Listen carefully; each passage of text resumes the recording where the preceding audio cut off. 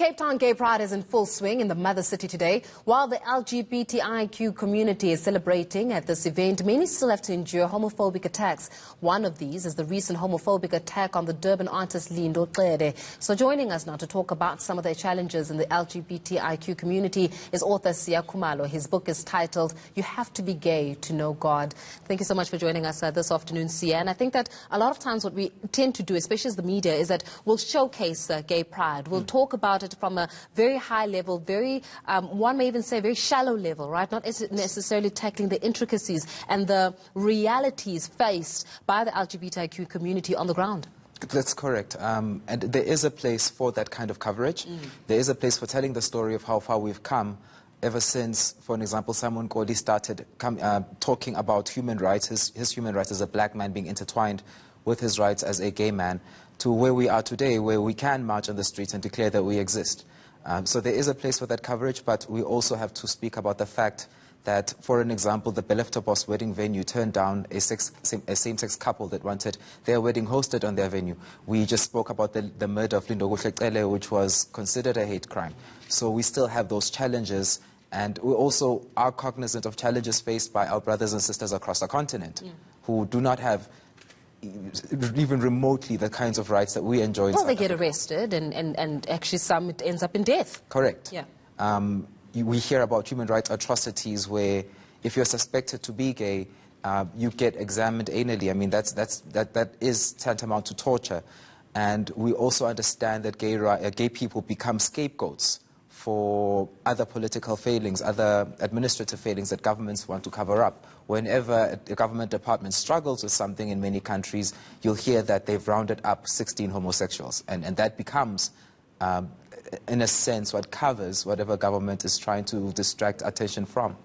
I mean, when we're talking about this, I mean, as I said, a lot of times we speak about pride and how far the country has come. Yes. But when there are pockets of society that are still very apprehensive, or should I even say very, non-conformist when it comes to gay rights and how people are just people. Yes. How then do you start reaching out to those communities? Or when you look at it right now, is it just a lost cause at this moment? It isn't, because when you speak to activists, a lot of them say that some of the conversations they have with what we would call, for an example, rural communities go a lot better and a lot smoother than conversations with what you would call urban communities.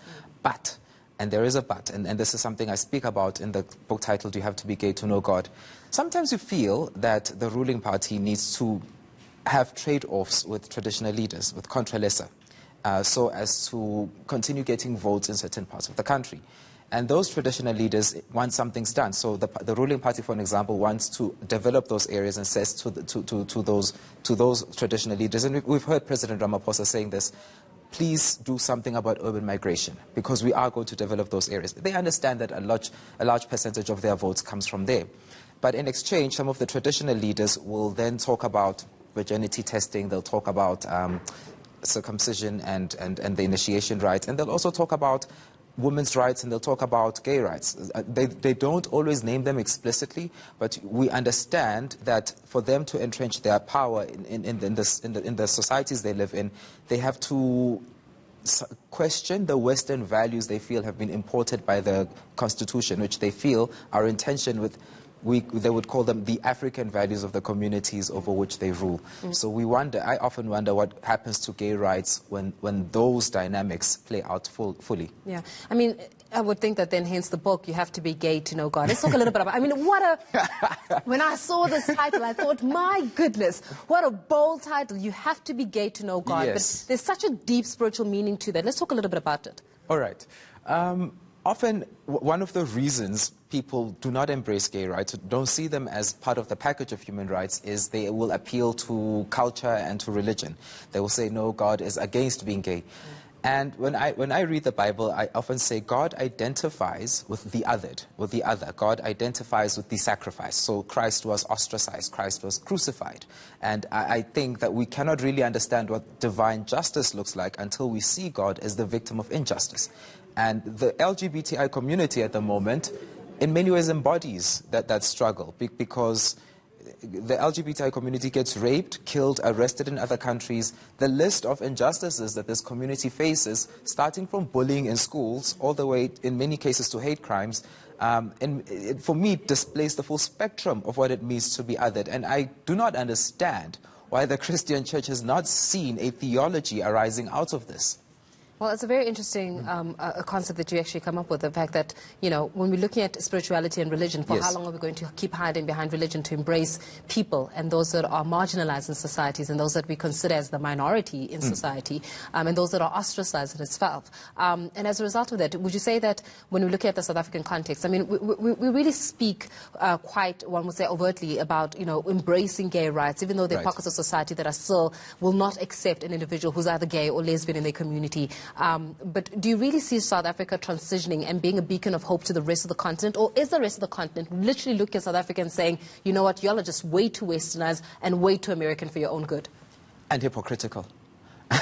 Some people will say we have these rights on paper, and you do get a lot of immigrants who say that they feel freer here. So on that end of it, we have done something right. But we often don't walk our own talk. And in many ways, I don't blame us, because when we transitioned from apartheid, we moved on from a government that told you who to pray to, when to pray, how to pray. They told you who to vote, if you could vote. They told you who you could sleep with. So they indoctrinated people into a social set of rules that then translated or resonated with the policy that they had, with the legislation that they had. When we transitioned, we got a new constitution, but we were never debriefed. As a country, we never really sat down and went in depth about the conversation about how is socialization going to be changed to correspond with the new set of rules, or with the liberation. And the consequences of that failure are not only playing out with the struggles that LGBTI people are facing. The economic inequality is a manifestation of that. So it plays out across many, many spheres of everyday life. So I do believe that our failure with LGBTI rights, if we completely fail with that, we will fail with all of these other issues. Yeah. Before I let you go, Siya, I think I want to just quickly speak about, because it's one thing to have a very intellectual conversation about LGBTI community as well as their rights, but let's bring it down to the human element. And the reason why I'm saying this is because it's probably an 11-year-old or a 13-year-old or a 16-year-old that is listening to a conversation feeling absolutely ostracized from their own home, right, and from their own being. And many a times what you find within the LGBTIQ community is that people want to take their own lives, because just dealing with the effects of even coming out, or dealing with the effects of coming out to a society which is not ready to receive them, it just seems too hard. And as a result of this, we're finding a lot of teen suicide that has been linked to this. Yes. Bullying in schools contributes to that, and I would appeal to South Africans, when you talk to children about sexuality, because they're already thinking about it. I mean, a lot of adults say, we cannot go into this conversation. I don't want my children exposed to a gay kiss on television. The reality is they've been exposed to straight kisses, and many of them, just from seeing that, they sense that this is a picture of what I should be, but I am not this. So they already feel the dissonance between what's expected and what's real for them. So I would urge parents to start ventilating these issues. Open the space for the conversation. You might be saving your child's life. It might be the difference between the child being the best version of who he or she can become, or they can become, because I also want us to understand that some people are transgender, and it's the difference between that and potential self-destruction, self-sabotage down the line. So we're going to leave it there for now, but I thank you so much for joining us and shedding some light in terms of a conversation that must be held every single day, in my opinion, especially when it comes to the LGBTIQ community, as well as some of the realities that are being faced on the ground there. It's one thing to celebrate gay pride, but it's another thing to be able to deal effectively with some of the challenges happening. Siya Khumalo, they're joining us for that.